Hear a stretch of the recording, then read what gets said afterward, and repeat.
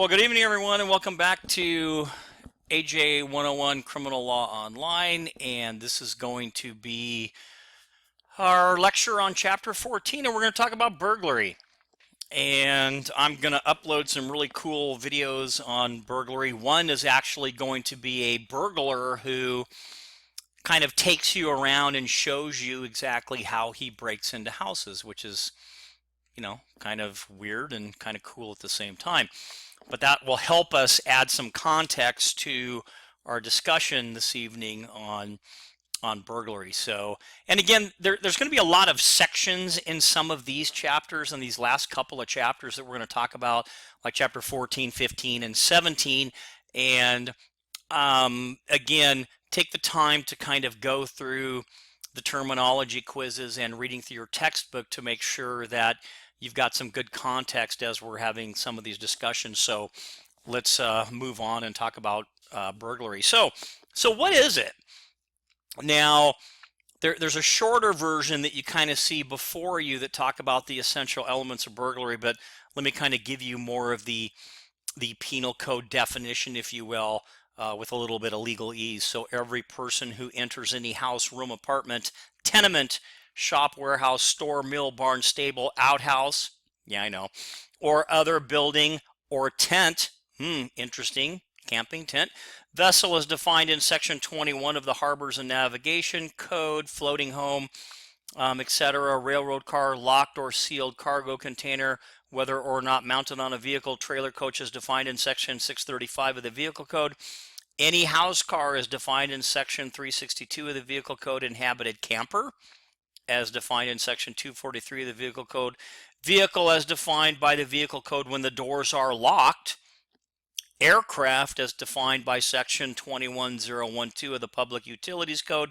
Mine, interesting, or any underground portion thereof with the intent, okay, and here's kind of the good part, if you will, to commit grand or petty larceny or any felony is guilty of burglary.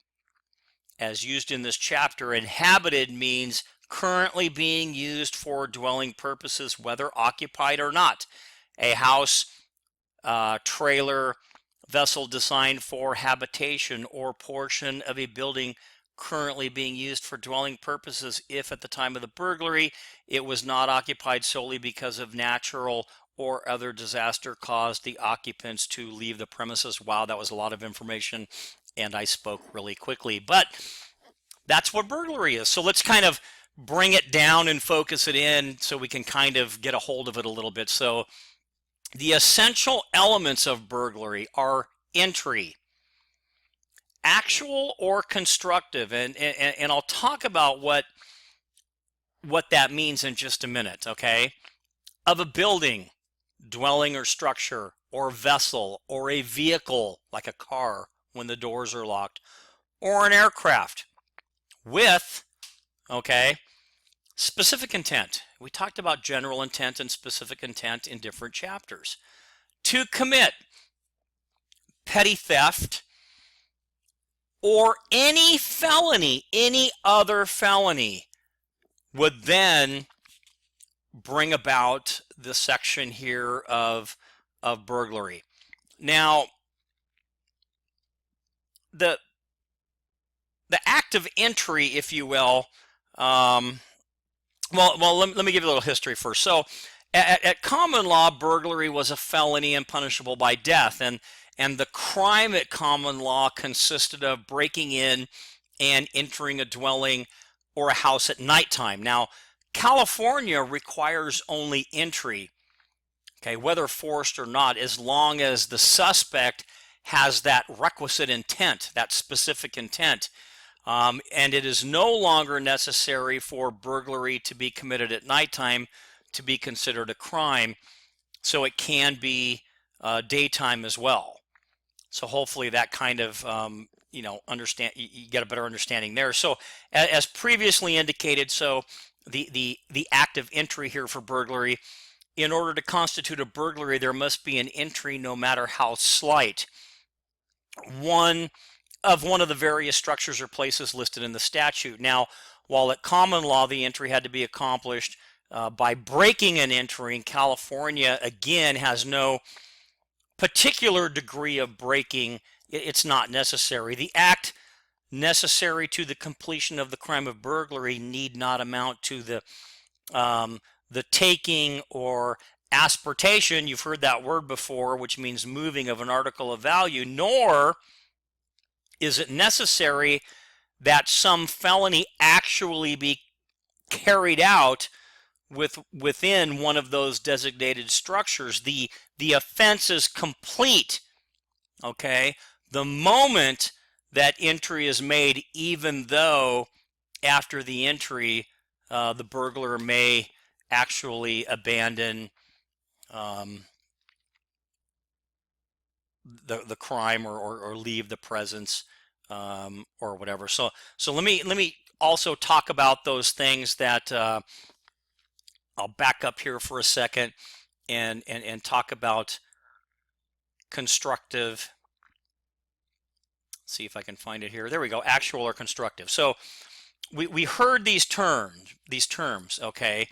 You know, what is actual and what is constructive. So let's kind of go on that for just a second. So when is entry first not applicable to burglary? Well, one who enters his own residence, of course, even if he or she does with intent to commit theft or some other felony, does not commit burglary. It's based on the absolute right for that person to enter the building. And now under the same theory, there would be no illegal entry for burglary purposes where one entered a building which he was leasing and stole some of the landlord's fixtures or something like that. Now, even though in these two examples the perpetrator would not be guilty of burglary, he or she would be guilty of any crimes committed after they entered that particular building. So what about examples of non-forced entry into burglary? So if a person enters a store with the intention of stealing goods valued at, say, more than $950, it would be burglary even though he or she entered the building during the day with a bunch of customers inside. Why? Well, go back to the section here, okay? Specific intent to commit petty theft or any felony. Enter any building, dwelling, or structure. Okay, so that would actually be applicable to burglary. So that non-forced entry. A person invited in when he is asked to use the telephone and who subsequently steals property within the structure may be guilty of burglary if it can be shown that he entered with the intent, okay, to steal or commit a felony.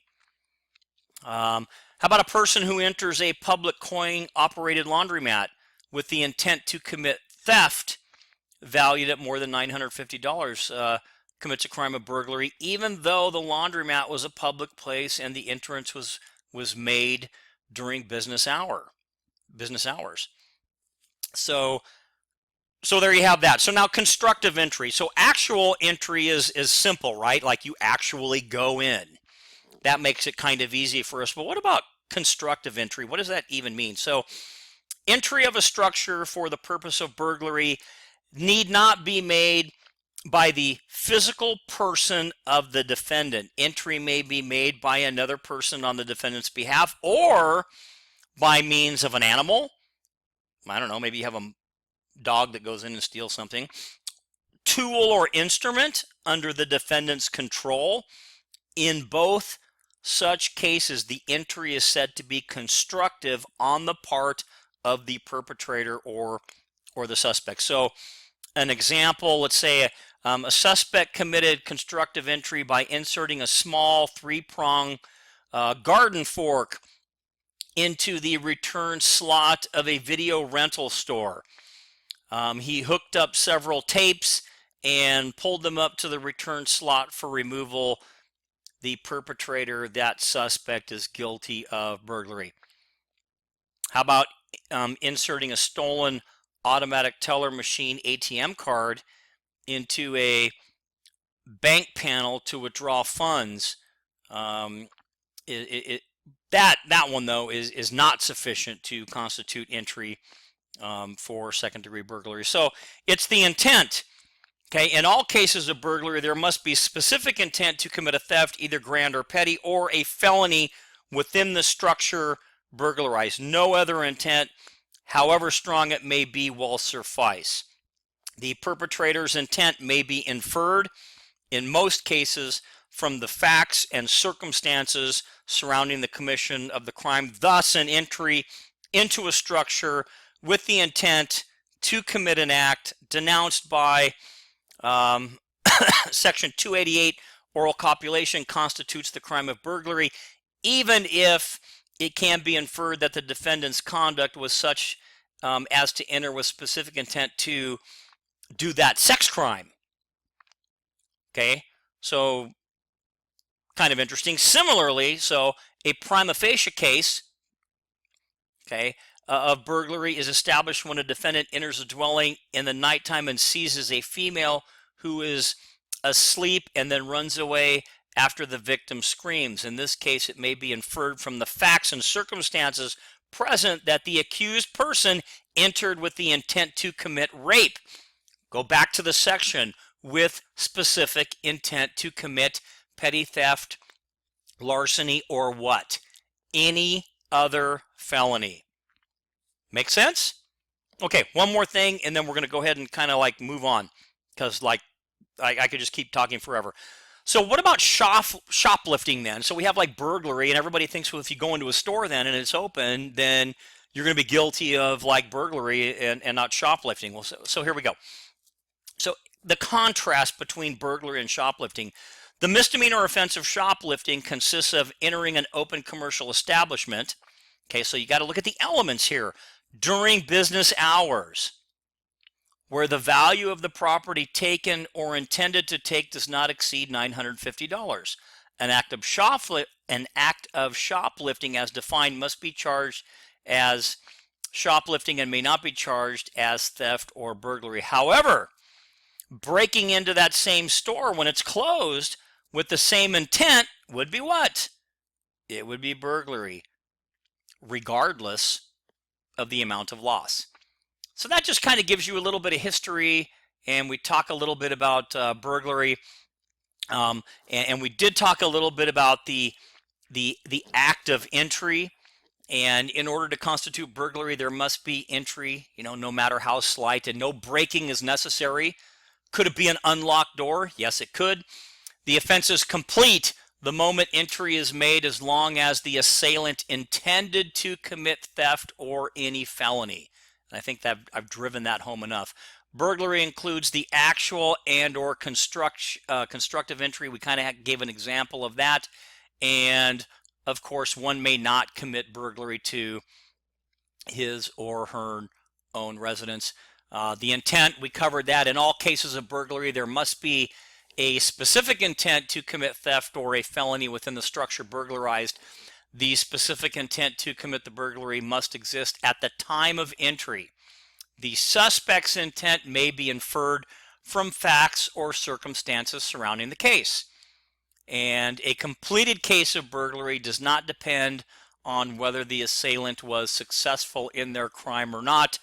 Once they make entry and they have that intent, the crime of burglary has occurred, and that would be that. So what about those structures now? On pages 221, 222, and even part of 223, they list a bunch of different things that were in the first section that I kind of quoted to you, if you will, that talk about vessels and cargo containers and a house car and a trailer coach and, houses under construction and a camper and all that other stuff. So take the time to look at some of those so you have some context here, but we're going to kind of give you a little bit of an outline on what some of these are. So what is a structure for the purposes of burglary? A building or structure is defined as having walls on all sides covered with a roof. Structures typically include houses, rooms, apartments, tenements, shops, warehouses, aircrafts, campers, even tents, cargo containers, trailer coaches, cars or automobiles, vessels, boats, barns, outhouses, surprisingly enough, and garages. I'm not sure what you would take from an outhouse, but it is in part of the section, so there you go. Now, for some of these structures as well, you can see, while we're not going to cover them all, I kind of gave you a list of structures that are subject to burglary. So aircraft, those designed for flying, campers, and so it gives you kind of a little bit of definition after it. So like a house car would be like a motor home, and a camper designed to be mounted on a motor vehicle and provide a place for human habitation, or a place that you would like live in or stay in. So these are other things that are subject to burglary that are listed on the pages that I kind of talked to you about. So what about that? What about cars? We talked about homes for the most part, and we have that laundry list of other things, and we know that we've heard, burglaries to motor vehicles are on the rise. Well, there is a section for this, and there are quite a few motor vehicle burglaries as well, but there are some things that have to occur before it can be deemed a burglary to a car. So let's look at what it is. So the statute defining burglary specifically states that a vehicle may be subject to burglary only when the doors are locked. This does not mean that the vehicle has to be totally secure. Okay, example, it is a burglary when all doors are locked but a window is slightly ajar. And there's a case law there that you could look at in Ray James B. If you wanted to take a peek and get a little more information. Stealing from an unlocked vehicle only amounts to theft. And again, this is kind of why you need to read and look at some of the sections.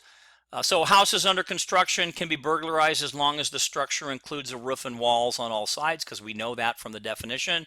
If a building consists of only framing, just the wood framing, there is no burglary.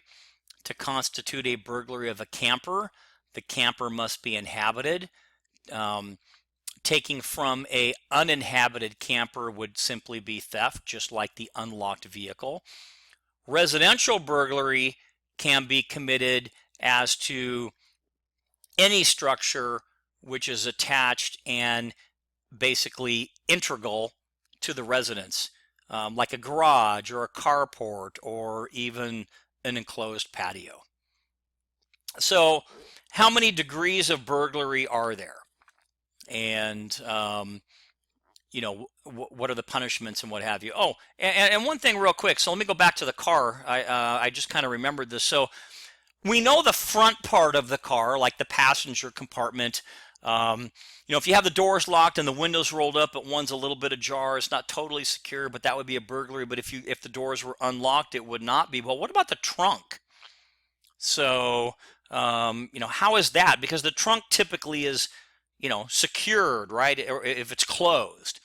So where the victim reported that he had left his vehicle parked and locked, forcible entry of the trunk by prying it open in order to steal from within constituted an automobile burglary, notwithstanding that the passenger compartment may not have been entered. So there's a case law, People versus Toomeys, Toomes, that gives you more information on that. In a similar case, the defendant appealed his conviction of burglary of an automobile trunk on the theory that the prosecution failed to show that the doors of the vehicle were locked, and that in order to constitute burglary of an auto trunk, all of the doors and the trunk had to be locked. The Court of Appeals sustained the conviction, noting the following. So listen to this. It would be ridiculous to make the existence of burglary turn on the locked or unlocked state of an area not involved in the entry. If the entry is made by unlocking and forcing open the trunk lid, it is immaterial that some other door leading to some other space was unlocked. The forced entry of a locked trunk of an automobile for the purpose of theft is burglary as defined in Penal Code 459. And then finally, the court says, hey, the corpus delicti of burglary, i.e., example, the entry by someone into the victim's automobile trunk when the trunk was locked with intent to commit theft was more than amply met. People versus Trimble, Trimble. There you have it, burglary of the trunk. So maybe that kind of clears that up a little bit for you.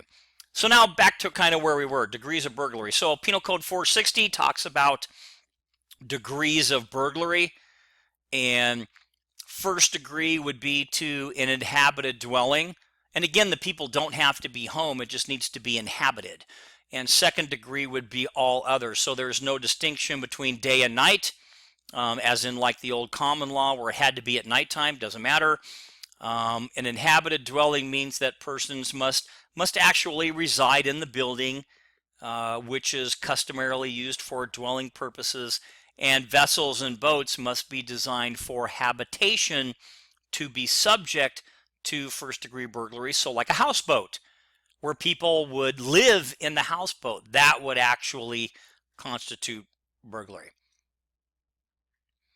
So the punishment for burglary, Penal Code Section 461, burglary is punishable as follows. First degree is 2, 4, 6 years in prison. Second degree burglary is county jail time or a wobbler. Except in unusual cases, probation shall not be granted to any person convicted of a burglary of an inhabited dwelling.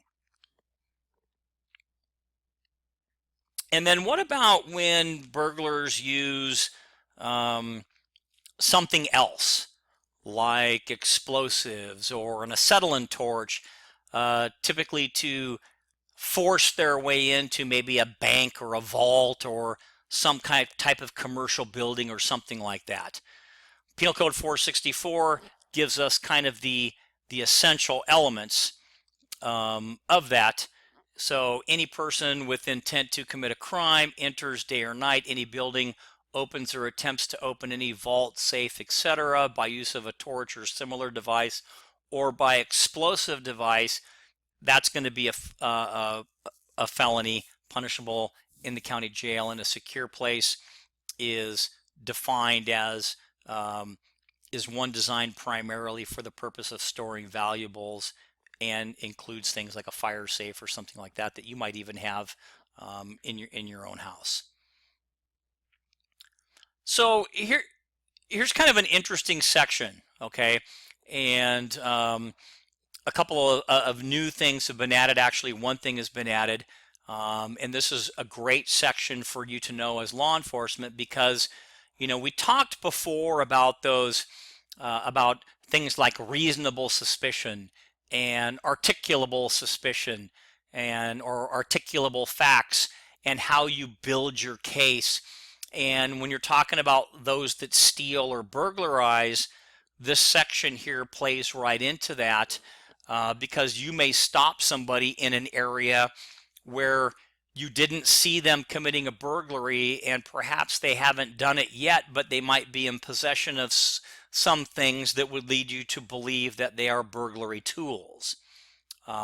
So there's a misdemeanor section for that as well. So Penal Code 466 talks about possession of burglary tools, and it includes things like a lockpick or a crowbar, even a screwdriver, depending upon the circumstances, okay? Slim Jim, not the kind you eat, the kind that you use to open a car door. Or, if you didn't know, porcelain spark plug chips. Okay, and these are items that are intended to be used to break or enter any dwelling structure or vehicle. Now, what's kind of unique about the porcelain spark plug chips is that if you take those chips and you throw them pretty firmly against like a car window, it will completely shatter automobile glass. And we found that information years ago by talking to some individuals that we detained that kind of gave us that information. We were having a rash actually of auto burglaries, and couldn't quite figure out what was going on and how they were getting in.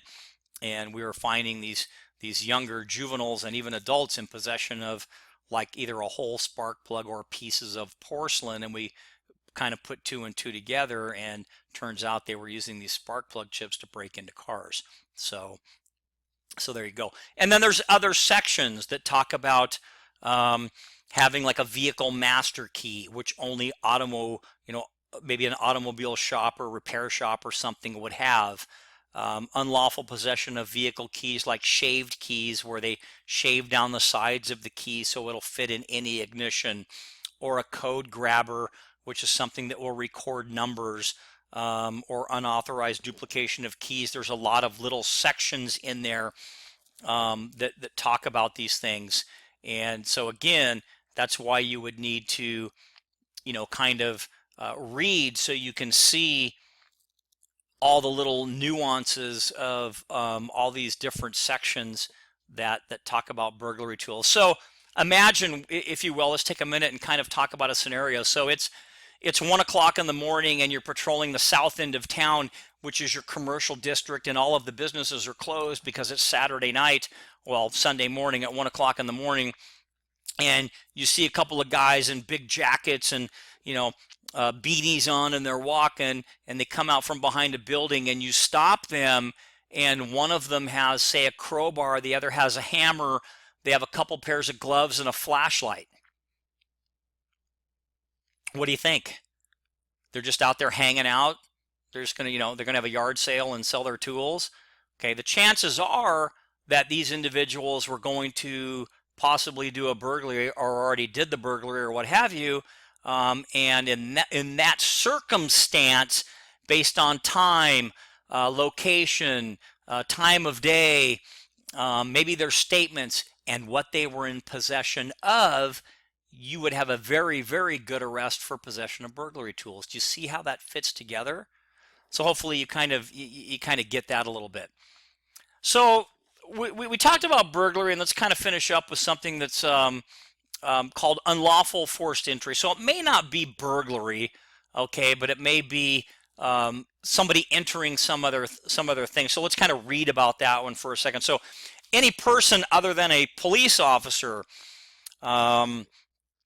engaged in the performance of his or her duties as such, who forcibly and without consent of the owner, representative of the owner, lessee, or representative of the lessee thereof, enters a dwelling, house, cabin, or other building occupied or constructed for occupation by humans, and who damages, injures, or destroys any property of value in or around to such dwelling, house, cabin, or other building, is guilty of a misdemeanor. So this section is kind of used for non-burglary cases where specific intent of entering to commit a theft or felony is absent, or you can't prove it.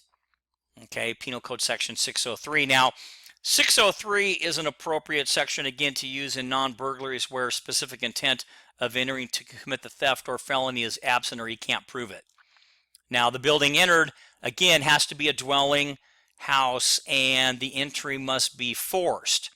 One should also note that the suspect must cause damage to the building or its contents. Generally, the damage caused by the forced entry is sufficient to satisfy the element of this offense.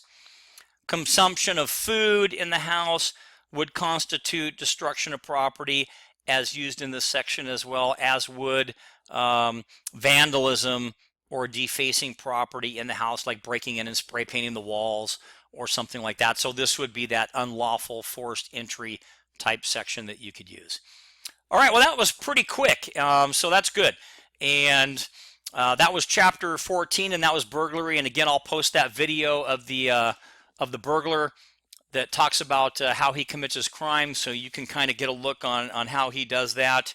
And I think you'll find it very, very interesting, if not a little bit disturbing as well. But that'll be it for our chapter on burglary. If you have any questions, please feel free to either email me or post them on the discussion board. And again, there you have it. And until next time.